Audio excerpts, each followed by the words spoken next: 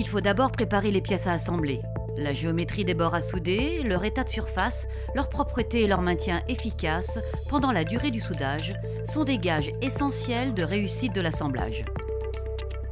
Pour l'assemblage de pièces épaisses, un chanfrein est réalisé pour faciliter l'accès au fond de la préparation lors du soudage. Ce chanfrein doit être le plus petit possible pour éviter des difficultés lors des passes de soudage. Plus le volume de métal fondu est important, plus il y aura de contraintes internes et donc de déformations importantes sur le joint soudé. La réalisation des chanfreins par usinage des bords est à favoriser, mais il faudra penser à dégraisser les pièces pour éviter les soufflures lors du soudage. On peut aussi procéder au meulage des pièces, très pratique sur chantier, mais toutefois moins précis que l'usinage, car il arrive que les chanfreins ne soient pas tout à fait parallèles et occasionnent des difficultés lors de la phase de soudage. La propreté des surfaces des pièces est aussi à prendre en compte. Trop irrégulières ou corrodées, et le soudage donnera lieu à des défauts. Elles doivent donc être meulées ou toilées pour être le plus lisse possible. Une fois les pièces préparées, elles peuvent être préassemblées. Le maintien des bords à souder est indispensable pour éviter leur déplacement sous l'effet des dilatations importantes en cours de soudage.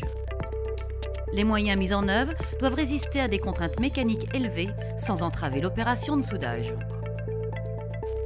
Pour faciliter la première passe, qu'on appelle aussi pénétration, il est conseillé de laisser un jeu entre les bords à souder, qui accueillera le bain de soudage lors des phases suivantes.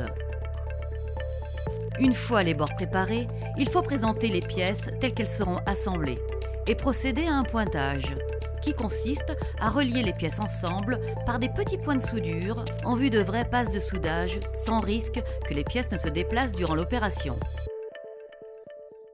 Si le joint soudé requiert un niveau de qualité élevé, par exemple s'il doit être radiographié, le pointage des pièces peut se faire au moyen de pentes à souder sur la pièce. L'opération de soudage engendre des déformations plus ou moins importantes. Brider les pièces avec des outils de maintien est une solution pour limiter ces déformations. Serre-joint, pincetto, il arrive même qu'on fixe les éléments à assembler par soudage temporaire avec des pièces de maintien. La préparation et le maintien des pièces sont généralement assurés par les chaudronniers ou les tuyauteurs. Le soudeur intervient par la suite pour réaliser le joint à souder. En soudage, on dit qu'une bonne préparation, c'est 80% de la réussite de l'opération. Si toutefois la préparation n'est pas parfaite, il est toujours possible de réaliser des ajustements plus tard.